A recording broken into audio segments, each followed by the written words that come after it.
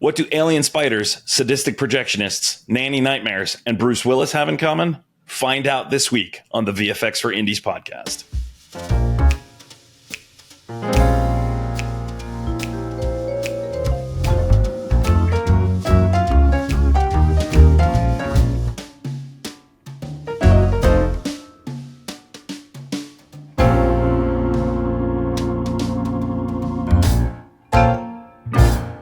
With me today are Joe Russo and Chris LaMont, a writer-producer team that I have known for a number of years.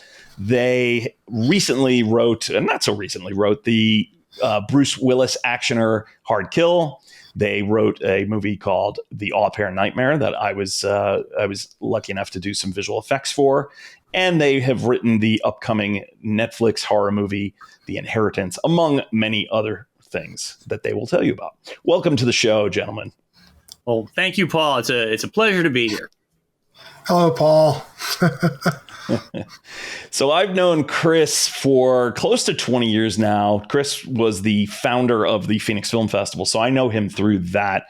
And if I haven't mentioned it before, I will say it many, many more times to come. The Phoenix Film Festival is my favorite film festival in the world. And I make sure that I participate in it in some way every single year. For example, Chris and I run a station at the in the big party tent every year during what's called Kids Day, and it happens to be a big surprise. Happens to be about visual effects. We set up a big green screen and let the kids do their little skits on the green screen and send them home with a composite of themselves, with SpongeBob or something like that. So it's a lot of fun. And Chris and I have collaborated on a lot of things. And then I've known Joe since he was a student of Chris's back at Arizona State University. That's right. For quite a while. Joe was never a student of mine. He was long gone from ASU before I started teaching there. But long gone. I'm old. But I have avidly followed his career since he left ASU and moved out to Los Angeles. And as have I. I have also followed that career very much. Unfortunately, we're handcuffed together. Yes, my second wife. He has to follow along. Nice. Well, that's a great segue. Why don't you guys do a little introduction of yourselves and your career highlights, both individually and as a partnership? Chris, you want to go first? Sure. I started making movies a long time ago when I was in fourth grade, and very privileged to still be doing it today. Directed a number of way micro budget features. As Paul mentioned, that I did start the Phoenix Film Festival. I also produced a number of feature films that have gotten national, international distribution. I switched from writing, directing to producing, and now I'm working with Joe Russo here as screenwriters. We're both in the WGA. And we've had a lot of success, and we hope to continue doing that much, much more, depending on what the market will bear and how much the producers and studios will bear us, I think is the best way to put that. So, I mean, spoiler alert, I met Chris at Arizona State when he was my teacher.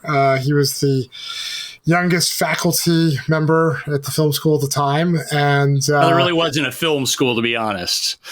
That's true. It was barely a film school. It was a film class. It hadn't even officially started yet. The film school wasn't official yet. Right. And, Chris is a polarizing figure with students because he gives them honest feedback, and, film students who are invincible in film school don't always like to hear that they're wrong. I was under the impression that feedback is good, notes are good. I took the feedback he gave me on a short, and I applied it, and it ended up getting into a film festival. So I was like, oh, he gives good notes. So I continued to go back to him, even though that was the only class I ever had with Chris. I continued to go back to him to get feedback on my subsequent shorts that I made through school. We worked professionally for the first time together on a movie he produced, where I think it was a really challenging shoot, and he and I bonded through that process. And I brought a few ASU grads on, and Joe has always been a director, and so I said, well, the best way to learn how to be a director is to be the assistant to the director. And so Joe is the assistant director on a feature, and if you want to look it up on IMDb, you're more than happy to do that. Assistant to the director. Assistant to the director, yes. There's a difference, yes. And that was a great experience, for sure. So we basically bonded on that, and when I started to think about moving out to Los Angeles, I knew I needed some kind of a calling card. And Chris and I collaborated on a short film called Takeout, which ended up playing at a bunch of festivals and won some awards, and basically gave me the ammunition I needed to help get me a job out in LA. So since then, we've kind of been, I worked as a development executive for a few years, which is where I kind of got my chops as a producer. And while I was doing that, Chris and I were quietly writing away at night. Kind of our first big success on the writing front was we set a project up with Will Smith's company. And that was kind of when I was like, maybe I should be focusing on this more than just something I do in the evenings with Chris. And so I left that development job, and we proceeded to have like a really nice little run where I was, it's a hard thing to transition from development executive to creator. And especially in the town, Joe, everyone knew Joe as an exec. And so suddenly he's walking around as a creative, and everyone's like, well, I didn't know you could write, Joe. Well, and they didn't until Chris and I landed an agent and manager, and then we ended up getting on this thing called the Blood List, which is basically the best horror scripts of the year as voted on by execs around town, and we proceeded to go on a run where we got on that list 3 years in a row with 3 different scripts. 2 of them have been produced now. The third is set up with a producer. So, it kind of helped transition me from being an exec to, a full-on writer. And so that's when, we started selling things and things started getting made. And we started getting hired to write stuff. And suddenly we've got like a nice little body of work. So... And I think the important thing that you can tell, and take with you, all of the listeners and viewers out there, is that, one of the reasons why there's been some success for Joe and myself is because of Joe's relationships that he's made throughout the years while he was a development exec. It's so crucial to be networking when you are in this industry. It doesn't matter where you're at, so what department you're in, what station you are, whether you're a veteran who's been making movies for years, or it's your first film or streaming project or TV series or what. Even with short films that you're making on your own, it's all about networking and talking to people and getting your name out there. The one thing I always remember is this idea that it's not, everyone says it's not, what it's who you know. It's more important. It's not who you know, it's who knows you. And so I think that was a real great thing to watch how Joe's networking has really kind of helped to jumpstart a lot of the work that we've had and a lot of the sales that we've made and a lot of the works that's been created. So I think that's something really that everyone can remember. Yeah. I got really great advice before I moved to LA from a entrepreneur named Larry Sheffield. And he said, when you go out to LA, try to meet 2 new people a week. Because if you meet 2 new people a week, which doesn't seem like a huge daunting thing, by the end of the year, you've met over 100 new people. Right.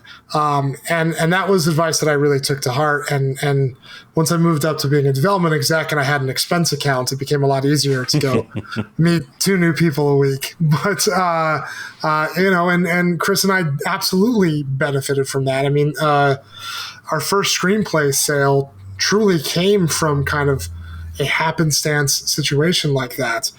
Someone I had met on a general meeting. He and I partnered up on some projects. We went to Lionsgate for a meeting on one of those projects. And while we were in the lobby, we bumped into the producer of the Saw franchise. And he happened to be neighbors with my friend. And as we were walking away, Matt says to me, gosh, I wish I had something that was like Saw to give to Mark over here. And I said, it's really funny, Matt. Like, we actually just signed with the Gersh agency off of a script that is kind of Saw-like. And he goes, really? And he turns around and across the lobby, he goes, hey, Mark. He goes, yeah, Matt. He goes, I'm going to send you a script. It's really great. And then he goes, can't wait to read it. Matt turns around to me and goes, it better be good. You better be good. And that was how we sold our first screenplay. It was good. That was a bloodless script too. So I mean, we knew that it had teeth. Yeah, well, it wasn't a bloodless script then, though. It hadn't even gone out to the market yet. Oh, that's right. You're right. Yeah. Yeah. They got an early look at it, and they liked it, and they hemmed and hawed. And then when it got on the blood list, they made an offer for it the next day because they didn't want it to get scooped up by anybody else. But it goes to show you it was I had a relationship with someone who had a relationship with another person who ended up having access to money, and they bought the script from us. That's a great story. And you're right. This business is all about relationships. I mean, most of the VFX work that I do now has come to me through a producer who I met because I handed somebody a business card at a party at the Phoenix Film Festival. And then my business card made the rounds and landed in the hands of a VFX producer who has become my partner. And we've worked together for 5 years off of that one business card, right? It is a business of relationships. The other thing I wanted to tag onto, you said Chris gives good notes. That's Chris and I became friends because he saw my feature that I wrote and produced and directed, and he said, "There's something here. It's not good right now, but he was a little nicer than that, but just a little nicer." I don't know why anybody talks to me when you start. He said, "There's something good in there if you're willing to sit with me. I've got some ideas." And we spent an afternoon, and we chopped a half hour out of that movie, and then it started getting into film festivals, and it went into distribution and all of that. And so Chris and I have been buds ever since. And that, to me illustrates one of the key takeaways that I've had in my career is notes are good, right? Notes are how we grow. Yeah, they can. Hearing different perspectives are how we grow. They can be. It depends on who's giving them, but yes. They can be good. You should be open to all notes, but you should also be discerning about how to implement them. Right. I think all notes are an opportunity for growth. There you go. That's a better they're good or bad. They're opportunities. Yes, I don't know if they're good, but they're an opportunity for growth. Yeah, no, it's funny. Chris has set me up with some folks to give notes to over the years as well, and they come back to him and they're like, "Joe's so nice. Joe's so wonderful. Blah blah blah blah blah." And he's like, I don't get it. He's like, when I give people notes, they tell me I'm a jerk. He's like, what are you doing that's so different? I have retooled the way that I do work with notes, and I've really tried to emphasize the positive more. I think, more of a nurturing kind of way as opposed to. Yeah, we were benefits of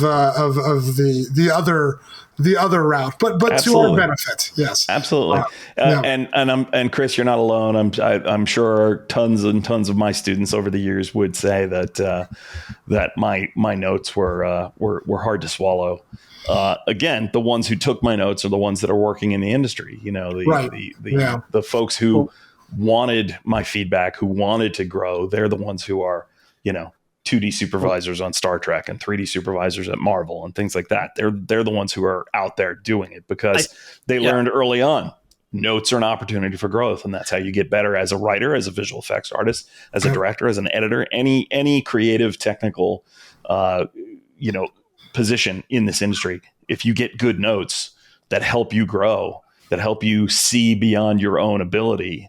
Right. Because we don't know what we don't know. Right. So we're only ever as good as our current knowledge, and notes, thoughtful, constructive notes are always a good way to grow beyond your current limitations. So now that I just want to say I'm one sorry, more go ahead, thing, Chris. Paul, real fast, is that, I don't, the notes that when and it's great when you have a support system that gives you great feedback. But the one thing that I always tell, my students and anyone that I'm mentoring, anything like that is that you don't want people to tell you how good your script is, because that's not going to help you. The most important thing is to tell me what's wrong with it, or how can I fix it in your opinion? Because like you said, like that's how you grow. But more importantly, it's like, I don't need you to tell me that it's good. I kind of know already it's good, or I wouldn't have made it like that. But, for you to be able to drill down what didn't work for you, that to me is the most valuable thing. And to be surrounded by people who are willing to give you that honest opinion, no matter how it's delivered, by people that you respect, who you trust to give you very objective notes because they just want to see the work get better. I think that's the most important thing. Totally agree. So I want to turn the conversation to visual effects. And like I said, you guys wrote and produced The Au Pair Nightmare. Remind me again what network that was for, Lifetime? Taylor, do you really think you're ready to move into an entirely new place with complete strangers? You don't punch in at 9 and out at 5. Dr. and Mrs. Caleb are very private people. The job is 24/7. There's no social life here. You give yourself over to another family completely. It was an independent film that got sold to the Lifetime network. So it wasn't made specifically for Lifetime. Gotcha. But yes, it did. And when it debuted, we had 750,000 viewers the first time. And the next time it aired, I think it was another we had a total of almost 1 million people watch that movie, which was Sure would have incredible. been nice if we had gotten some residuals on it. Well, yeah. I mean, the residuals are always something that are always a concern. The joys of non-union production. Yes, absolutely. But it's crazy to me. That it's aired so many times, and it's done so well on VOD. Just to give you an idea, our composer on that movie has made more money than I made writing and directing it off of the back end, which is wild to me. But anyway, I digress. Yeah, a lot of people have seen the movie, which has been nice. That's great. Yeah, that's great. And you guys asked me to do a couple of shots. We changed a storefront. Yes. Simple sign replacement, pretty typical bread and butter kind of thing that we do, particularly for independent filmmakers. We do a lot of that. Oh, this name isn't cleared. We either need to erase it or replace it. Stuff like that. Really simple. It was a very, it's a domestic thriller, I believe, is the genre that the producers classify it under. And it's you're in a house with people. There's not a lot of room for VFX elements, and it was more. I think cleanup was probably the best way to describe most of what the VFX shots were. It was, it was if we needed to replace something on the face of a phone, or there was a magazine thing where they realized the background of the back of the magazine, the ad hadn't been cleared, things like that. And then the budget for our VFX was very low, and our producer did not feel that we needed to change the storefront of the sign because, quote unquote, nobody would care, but I cared. And Paul came in and helped us out with that. And I'm glad we did it, because I think it's the little things like that. It's the little details that matter on, a movie is the cumulative effect of all those little things. And if you have one person who watches the movie and realizes the storefront isn't the same thing as what the characters are calling it, suddenly they've been taken out of the movie, Right. So it meant a lot that you came in and helped with that stuff. And the other thing too, Joe, to just, throw this out to everyone, is that shot, we knew that shot would have to be in the movie because it was the establishing shot of the restaurant. So that's actually where Joe and I appear in the film in our cameo, because we knew it had to be in there. I'm like, we better be in this movie. So we actually plopped down to the table right in front of the shop. So yeah, sharp-eyed viewers. And I don't know if you knew that, Paul, when you made that shot. That's how important that work of yours was, because it was the shot that Joe and I were in. Yeah. Chris was far more cynically motivated than I was. Well, I did get in the movie later. I did have quite the scene-stealing, extra role as well. But that's Joe's Alfred Hitchcock moment right there. That's right. That's the only thing that I appear in the movie in. Nice. That's correct. Nice. So shots like that typically get discovered in post. Yeah. Correct? The type of cleanup stuff. That one we knew going in, right? We knew. That's why we shot it more as a plate than anything else. There was the camera wasn't moving. It was locked off because we knew we were going to have to probably change. We were going to have to change that sign out, and there was no practical way to put it for production to put a new sign up there with our budget and our schedule. So it was kind of always known it was going to be a VFX shot. I think the producers in their mind were thinking, oh, we'll tell Joe it'll be a VFX shot, and then we'll try to cut it later, which is a fun little trick, I guess. But yeah, we went in when I know that there are going to be cleanup jobs like that. I try my best not to move the camera around too much, because I know that's where things get hairy and difficult. And I know that because I did a lot of short films, and a lot of those short films had, some level of cleanup VFX incorporated into them. And I definitely remember which ones were a bear for the VFX artists and which ones were not. So I try to be conscientious about that stuff. But yeah, I mean, sometimes I think, you realize like, oh shit, there's a cable in the background. That kind of fun stuff I think you discover in post, right? And then you really hope that the camera's not moving too much. Well, it's good that you were able to take the lessons you learned from your short films and take those with you into making features, and to be able to say, okay, I know this is going to be a VFX shot, so I need to simplify the setup or lock it off. You're going into it informed. You're not just flailing the camera around and expecting a VFX artist to be able to figure it out. That's something we see not all that common anymore, but early on when I started my company, a lot of clients, they would come and it would be, hey, we discovered after the fact, after we shot it, we'd like to do VFX on this, and they haven't shot it with that in mind, and it just makes the process much more expensive, much more difficult, much more time consuming. So it's really great to hear that that you were so hands-on with things in your short film experience, that you were able to take that into your features. Well, my senior thesis, I wanted to put it was a Santa Claus movie, and I wanted to put Santa's sleigh on top of a rooftop. And so I went to the most talented VFX person that we went to school with at the time, JJ Chalupnik, and I said, how am I going to get a Santa's sleigh and reindeer up on top of this roof, and so he basically said, okay, when you shoot the shot, do this, this, and this.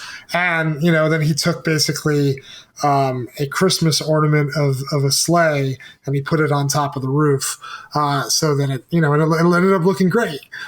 So I kind of knew then, if there's something that I don't know how to do, I need to ask someone who does know how to do it, so that I shoot it in a way that's not going to make their life worse on the back end. I also think, like, if you can go in and you make those decisions earlier on, not only are you saving the VFX artist a headache, I think you can conceptualize the shot a lot better too. And that, I think, ultimately results in a better quality VFX shot at the end result. All right, that's all for tonight. Goodbye.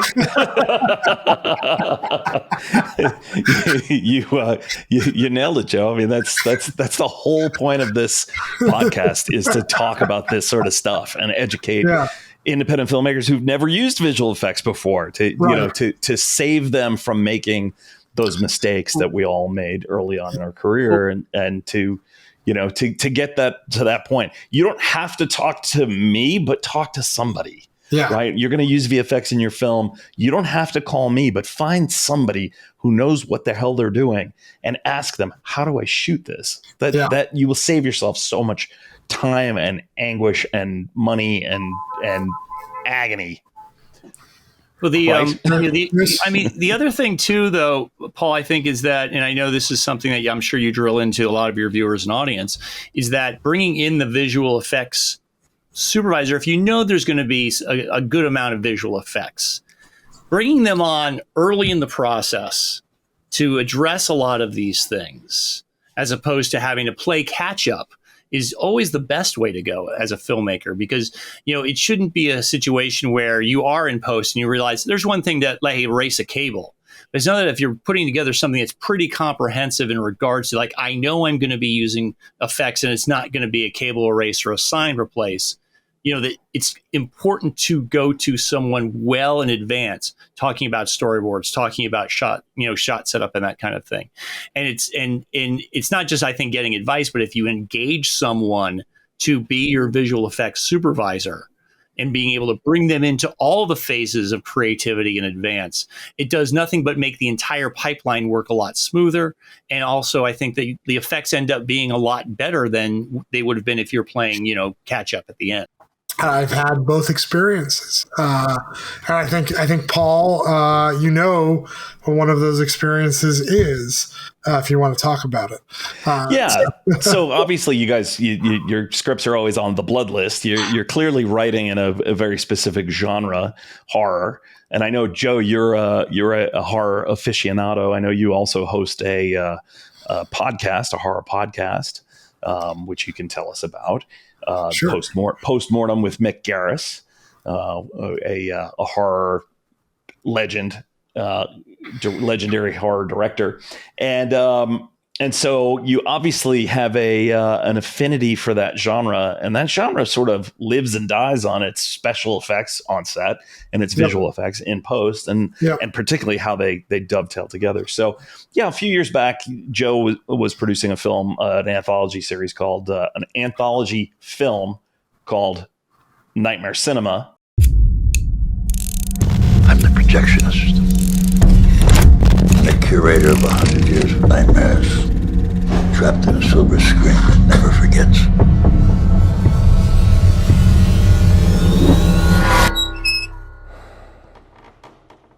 Welcome to my nightmare. And there was a sequence that involved extraterrestrial spiders that were attacking people, that came out of this meteor and were attacking people, and it was it was a big job, and my company was one of the companies that bid on it, and for various reasons we didn't win it. I mean, you don't win them all, obviously, and Joe was not the only producer on the film. Had he been, then maybe we would have won it. But he had other producers that he needed to also factor their network, their relationships with VFX people into the mix, and so it passed us by, which is fine.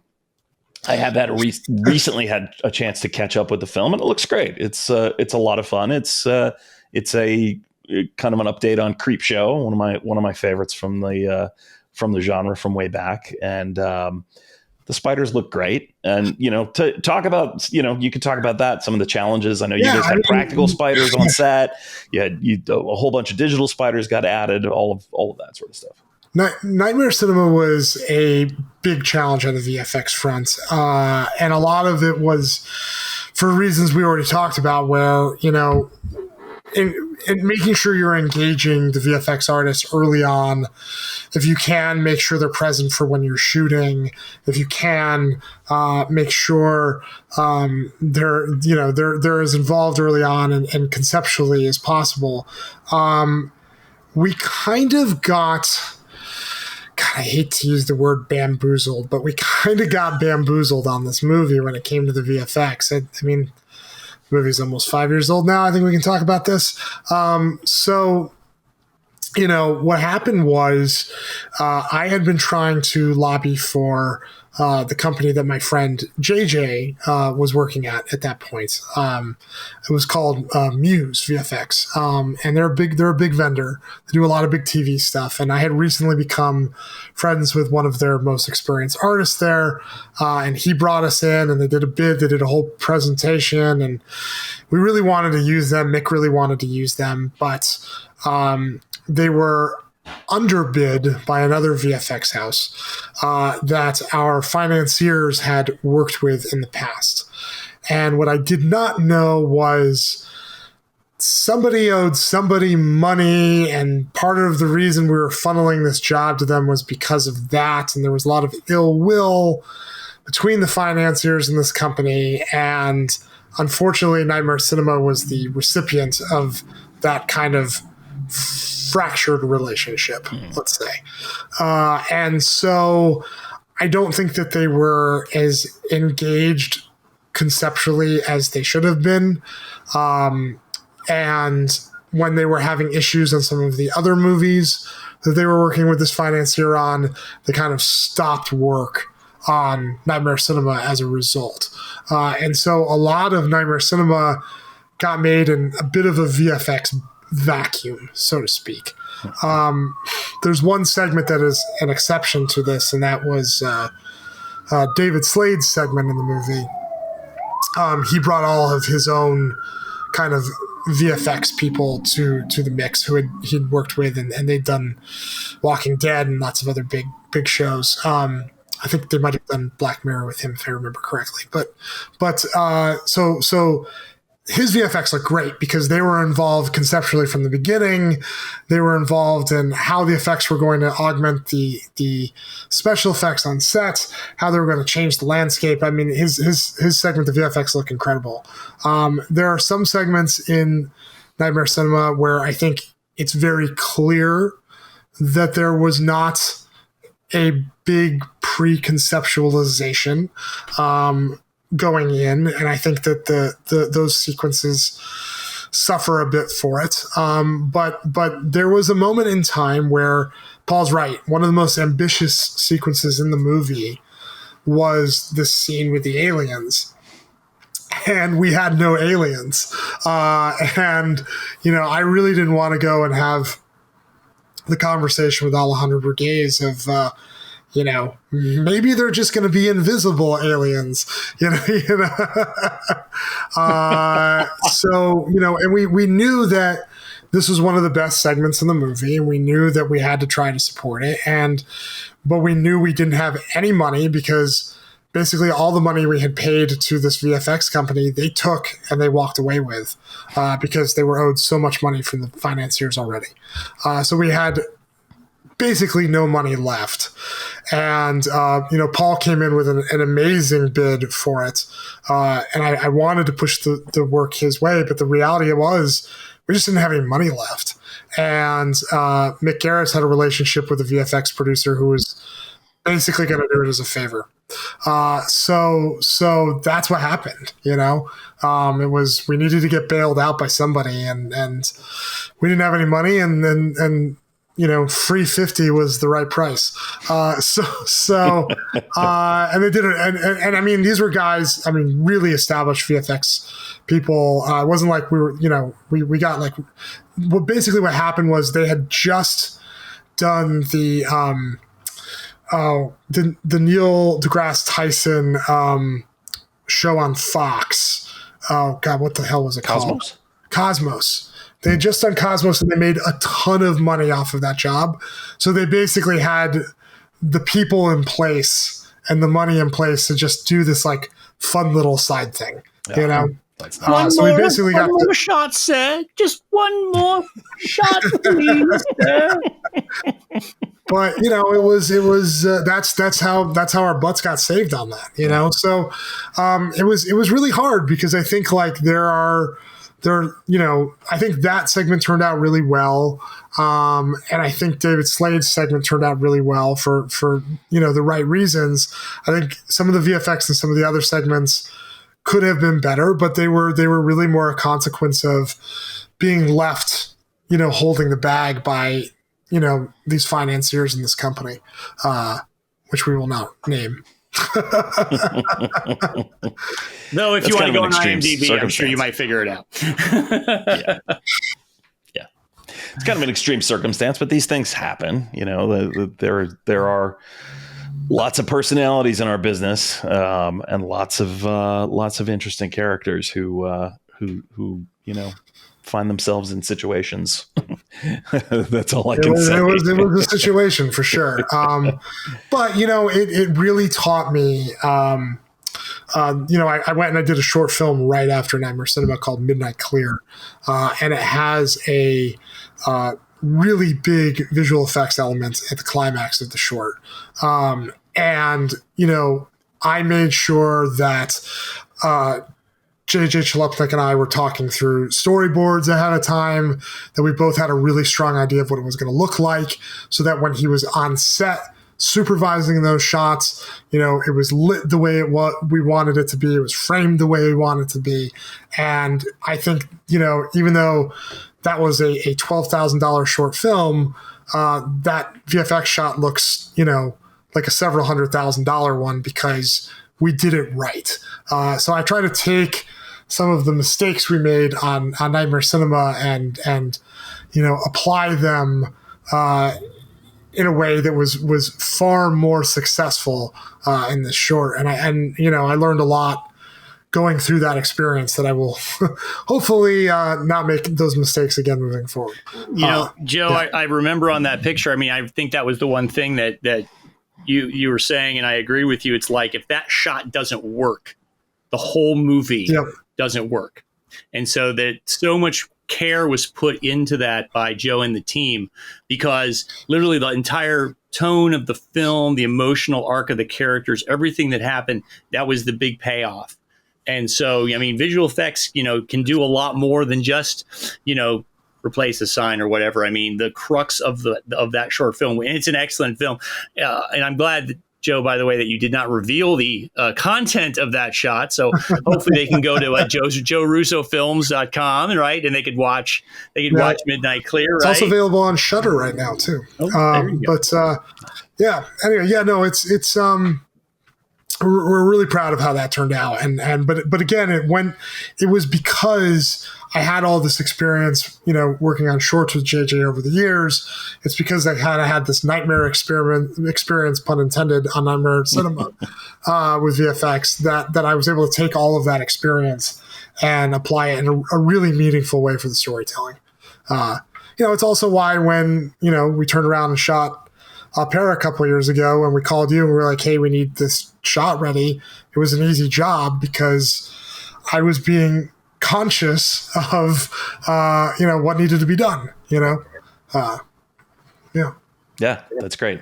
And JJ is the same VFX artist who did the Santa Claus piece that you were talking about, that you've been working with since college. Yeah, I mean, that's something I always told my students when I was teaching was, this is an industry of relationships and networking. Look around the room. The people that you're sitting in class with right now are the beginnings of your professional network. These are the people that you're going to work with again and again and again. I have friends from film school from 30 years ago that I still work with. It's the reality. Once you find your tribe as a filmmaker, you tend to stick with them. That's why we see, the Christopher Nolans and the Michael Manns and the Martin Scorseses, they work with the same people over and over again because they develop that trust. There was almost between that senior thesis project, and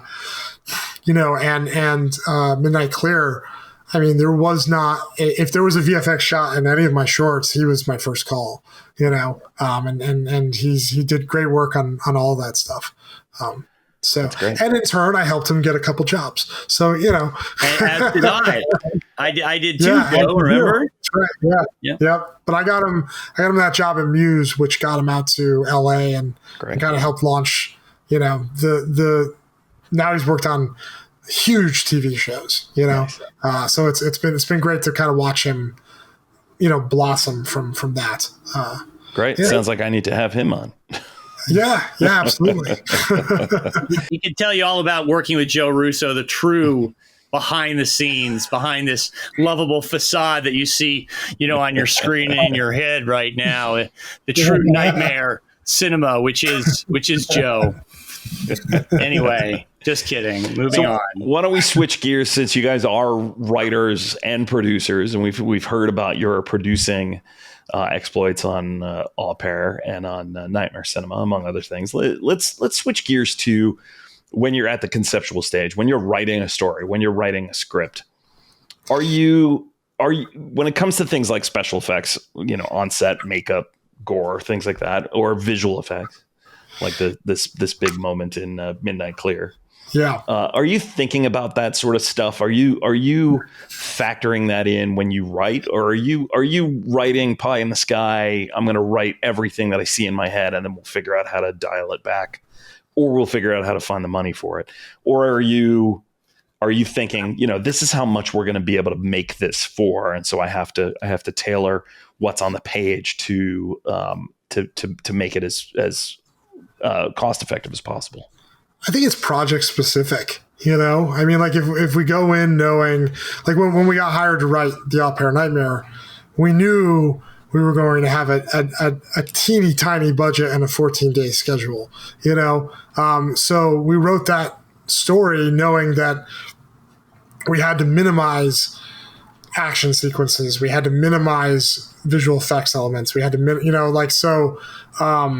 but I think when we're writing for ourselves and we're writing for, just try to turn out a cool spec screenplay, I would say it's more about what does the story call for? If we're writing a big action movie, I think we can be a little bit more liberal with those elements. If we're writing what's ultimately going to be a relatively contained, minimally budgeted horror movie, I think we try to be a little bit more careful about some of those things.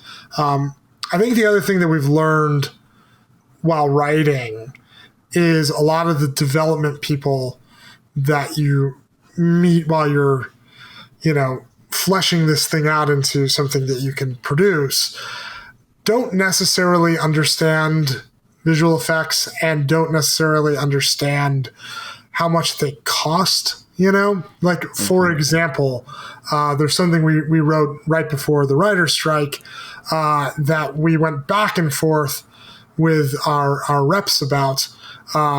We wanted to basically do what we knew was going to just be a set extension. Like we were going to have this wall that basically, like, the characters looked up and it, like, stretches up into infinity. Not a hugely complex VFX shot, but they read that and they go, "Oh my God, that reads so expensive!" Like, and it makes you go like, "Oh, they don't actually know the difference between, like, a huge explosion and that, or you know what I mean, like, right. or a creature and that." It's been kind of interesting to kind of, I think, over the years navigate what they think is expensive and what isn't. Right, Chris? Yeah, I think, it's also depends on, the producers that you're talking to and what their scope of knowledge is as well. I mean, so Joe, when I think about, like, visual effects and story, I remember the big debate was when we did the Unwelcome script.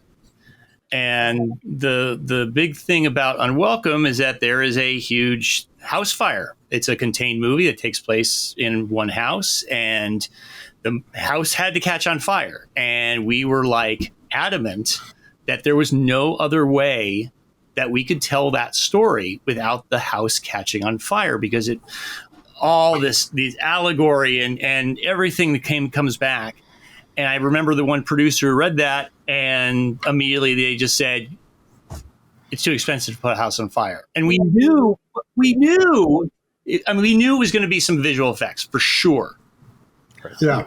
But it was like the cost of that, especially for a contained movie, it's like the cost of that we felt from a story perspective outweighed what we felt that a producer would need to pay to do it right, to do the story.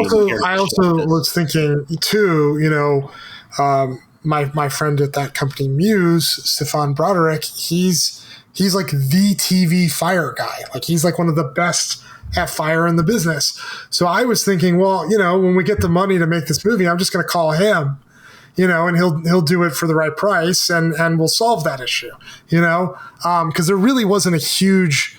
The rest of the movie was not a big VFX job, and there was a lot of production design elements, I think, that would have been augmented by VFX, but that was really the big VFX piece, and trying to convince a producer who maybe had a couple recent bad experiences with fire and VFX that it could be done well, and it could be done for a price becomes a challenge. But, I think ultimately you have to try to stay true to the narrative. I don't think you can compromise on that stuff, because I think once you start changing the narrative to redo your budget, I think, that's how we went from, I think, what was a really interesting science fiction action movie in open source. I knew exactly where you were going with this. And that became the one location movie, Hard Kill.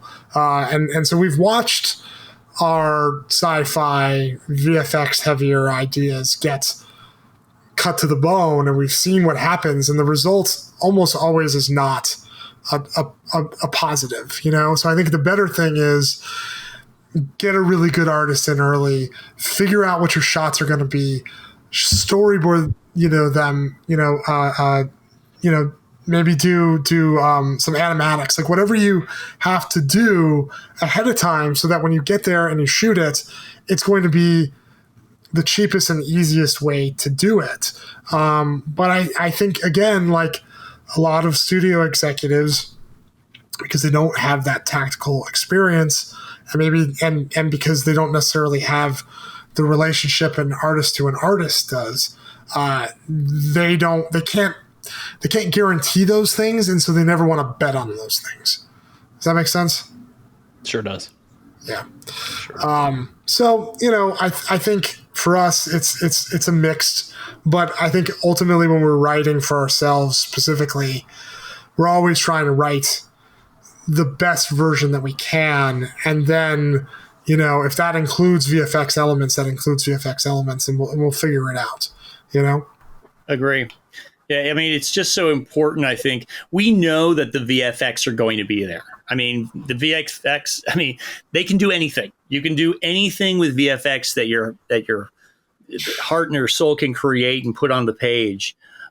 So for us, it's more about, let's get it out there. Let's put it down. Let's envision this. Let's make it great for the audiences. Let's make it great for the producers and the studio execs to be able to read it and get excited about the project, get excited about that. And our hope, honestly, just like Joe said, I mean, is that, they're so enamored with the with the screenplay that they aren't going to worry about how much you got to pay for it, Right.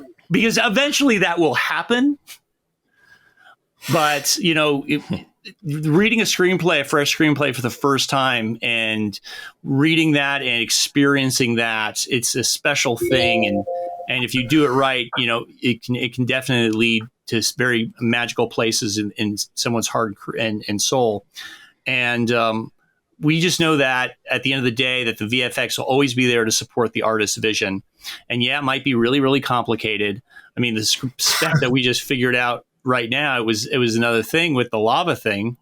We're doing this lava set piece, and we're like, maybe it's too big, maybe not. And we realized that there were so many different things that were intertangled in that were resolved and started again from a big set piece. We're like, why not do it? Why not keep this?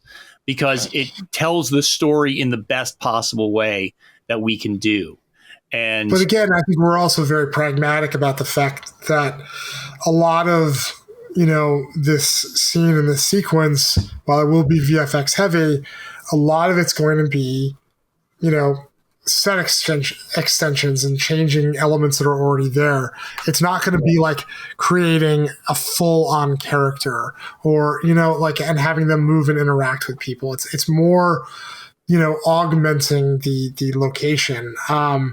And again, I think that's something that like your average studio exec isn't necessarily going to know the difference in, but your visual effects artists and your I think savvier VFX filmmakers are, and it's more just about being precise with your shooting, but I think the other problem with VFX, like on a macro level, and I think we're seeing this recently more and more and more with some of these really VFX heavy tentpoles, is, these executives kind of like visual effects for one reason more than practical effects. They're not locked into the thing. So what I mean by that is, like, if I shoot a head explosion or a monster or something on set, we're kind of limited to that thing. I mean, sure, VFX can augment it, but like that is the thing. Whereas if it's a completely CG character or completely CG background, these execs can tinker and give notes on it pretty much up until like 2 or 3 weeks before release. And I think that's why we're seeing so many people being like, oh, this Marvel movie or that DC movie, the effects don't look as good. Mm-hmm. It's because they keep getting tinkered with. Whereas I think you look at something like Avatar 2 and the VFX look incredible because you had James Cameron putting his foot down and saying, this is the shot, and we're going to spend a year making it perfect. Right. You know what I mean? So I think it's, unfortunately, how we're using VFX is right now, I think, more to a anxious, fear-driven exec's advantage over the filmmakers. And unfortunately, I think with AI now coming into to potentially augment and speed up VFX, that's only going to let them try more things. It's not going to help them run out the clock any less, I think. It's just going to make more work and more choices and more options that they're going to have to choose from. Maybe the physical work of a shot will get faster, but I think at the end of the day, they're still going to take it down to the wire every single time, Yeah, I mean, the over reliance on VFX and also this 11th hour noodling, right, literally right up until the week of release. Part of that is because VFX is not a unionized trade, mm-hmm. right? So it's kind of the easy trade to abuse the hell out of. And I know both of you as WGA members are keenly aware of the labor situation in the industry and all that, and that's a topic for another day. But yeah, to some degree, the VFX industry has been forced to, kind of race to the bottom. We're all being asked to, cut our bids, but up our productivity, up our output, up the number of iterations that we give clients. And it's a bad scenario. It's why we end up with, weird Mark Ruffalo head floating on the Hulkbuster armor in Infinity War, right? One of the biggest movies of all time. And it's got some really dodgy VFX in it. I love my Marvel stuff, but still I look at it and I go, there's some overworked and underpaid VFX artists in the chain there. And that's why we end up with shots that don't look good. And unfortunately, those chickens are coming home to roost. We're seeing more and more tentpoles that are just I think audiences are getting wise to it. And the thing that was so frustrating to me was I was talking to an exec recently, and they said something to the effect of, well, it's the filmmakers who are just unfamiliar with VFX. And I took kind of offense to that, because I'm like, or are you guys just having these filmmakers change these things over and over and over again?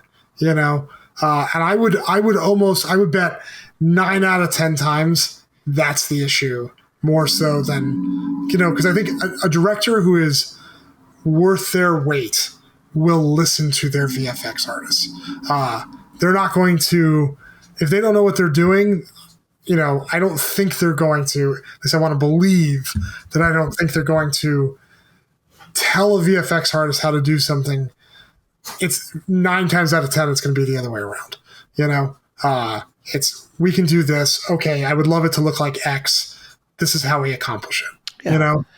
It needs to be a symbiotic relationship, right? It needs to be you as the filmmaker saying, here's the thing I want to accomplish. Paul, how do we do it? And then me saying, okay, here's where our limitations are. Here's how we can work around that. Here's what we can kind of figure out. Here's a system that we can, engineer to make this happen. And that's why James Cameron and the Avatar movies are so successful, because he is both sides of that equation. He's a VFX guy by trade. Yes. As well as a visionary director. So he can look at it from both sides and say, this is what I want to do, and I know this is what I have to communicate to my VFX team to make it happen. Yep. But it doesn't happen without those strong relationships, without communication. Unfortunately, if the director is not in a position to tell their execs no, like James Cameron is, I think that's where you find yourself in this never-ending example of iterations. I saw a funny joke that went around a couple months ago about AI, and it was like, well, if AI is completely dependent on the clients telling it what it wants, it'll never be functional, because they never know what they want, right? And I think that's why a director ideally has some idea of what he or she wants. And it's their job, just like it's their job to pull a performance out of an actor, or to pull a great script out of a writer, or whatever piece of the crew they're working with. The biggest part is they have to communicate their vision, right, to the artists that they're working with. And if you have an exec who is behind that director, stepping on that vision every step of the way, I think that's how we find ourselves in situations where these execs are getting really, really, really overworked. Yeah. And, that's why I choose to work for independent filmmakers predominantly. I've worked on studio stuff. I've worked on network stuff, but where I get the most fulfillment as a visual effects artist, visual effects supervisor, whatever, is working with filmmakers like you guys who are passionate, who are committed, who are focused on the story, not on the focus group, not on the, pixel fucking, as we call it, just giving notes for the sake of giving notes. It is where the VFX artists can be partners, right? We're helping you tell the story. Yep. We're not just a commodity that can be, swapped in and out. There's a creative partnership here, and we're helping you tell the story. And that's why I'm making a podcast called VFX for Indies, and not, VFX inside the studio system. There's tons of podcasts out there about that. Sure. About the VFX of Marvel and the VFX of Star Wars. We don't need more of that. What I want is to empower the filmmakers who are outside the system to realize that there are lots of ways that they can use VFX to tell their stories, to expand their canvas without killing their budget. And they just have to be smart about it and apply a lot of the things that you've talked about in terms of preparation and communication. And Paul, I'd like to add one more thing real fast, and this is speaking specifically to the indie filmmakers, is that, and this goes for, I think, everyone who does film, is that there are two things that no filmmaker ever has enough of, and it's time and money. And when you're working, with a budget, especially as an independent filmmaker, the dollars are tight. And if you haven't done and worked with a visual effects professional like Paul, basically you are paying on a shot per shot basis, and having that and understanding that in your budgeting, I think you need to be a careful filmmaker, because, something like a cable that's sitting in a shot that needs to be erased, that costs money. So maybe it's a lot smarter to look through the camera and make sure there isn't a cable in the shot, or the boom shadow isn't there. Because you are working with finite resources, and they're not studio money. They're not millions and millions of dollars. However, the other thing that you have to remember is that as a filmmaker, that you also if you don't have a lot of money, what is it? Good, fast, and cheap, right, guys? You get to only pick two, right? Yeah. So if you want your movie to be good and you want it to be done fast, right, it's not going to be cheap. If you want your movie to be done fast, right, and cheap, it's not going to be good. But if you have and understand how important it is to allocate your time, because and Paul, I know that this is a lot because you do love independent filmmakers so much, and when you do work with them, but the idea that you can't expect things to happen on a small budget amazingly quickly. You have to be cognizant of the visual effects people that you're working with, and if they're giving you a break on a rate, that it may not happen as fast as you want it to be. And so it's really kind of understanding that, and I heard, Ron Howard complains he never has enough time or has enough money for his movies as well. So understand that if you want it to be, good and you want it to be done cheap, it's not going to be done fast. All right. So you have to understand what your limitations are. And, if you want to throw money at stuff to make things happen quickly, you absolutely can do that. But especially with visual effects, and let's be honest, I mean, when you're talking about the willing suspension of disbelief, visual effects are the most important thing. Bad sci-fi, bad sci-fi when you see it because it's bad visual effects. That's why when Star Wars initially came out, the first Star Wars in 1977, the effects were so good that people bought into the whole movie. Anyone can spot bad visual effects in a heartbeat. So being able to understand that you need to allow enough time, you need to budget accordingly. I think those are the most important things, because at the end of the day, if the effects aren't good, no one's buying what you're selling. But you also have to work within budget as well. That's a great place to stop. So, gentlemen, what's up next for you? What projects do you have coming out, and where can people find out more about what you're up to? Well, the big thing that we're facing at the time of this recording is the WGA is on strike against the major motion picture studios and streamers. And Chris and I are part of that strike. So, we've got a couple projects that we're ready to try. We've been working with producers on that'll, we'll get back to when this is over. But I think our immediate focus is just getting through this strike so that we all have jobs moving forward, and there's an industry moving forward. Because it all starts on the page. It doesn't matter how well I push pixels around. If you guys don't give me stories to help tell, there's no point. As feature film screenwriters, a lot of the work we do is on spec. It's us coming up with an idea on our own, us putting in the 3 to 4 months to be able to bring that script to a place where we're happy with it, that eventually it could go to market. And so that's what we're working on right now. Is we've got some spec scripts that we're working on that when this strike ends, we will be able to take it out to, producers will be able to take it out. We have, producer attached to one of them. But for us, it's, we're still staying razor sharp in regards to being creative. Being a screenwriter on strike doesn't necessarily mean that we're not writing. So hopefully by the 400th time that people hear this, we're not going to be on strike anymore, and we'll have some really great things to tell you in our follow-up podcast that I'm sure that you'll be figuring out as soon as we're done, because this was such a great conversation for us, Paul. Thank you so much for giving us an opportunity to talk with you and your viewers and audience. Yeah, thanks so much for imparting your wisdom to the audience. I really appreciate it.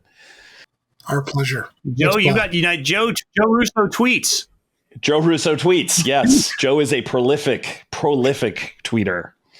And also, if you really want to be entertained, ask him sometime about his connection to the Marvel Joe Russo, because he's not that guy.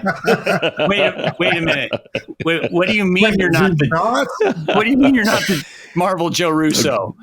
Have you been lying to me this whole time? You've blown my cover, Paul. You've blown my cover. There you go.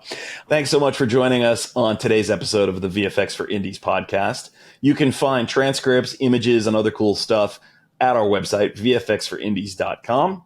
If you enjoyed the show, please subscribe, follow, like, rate, review, comment on either YouTube or your favorite podcast app.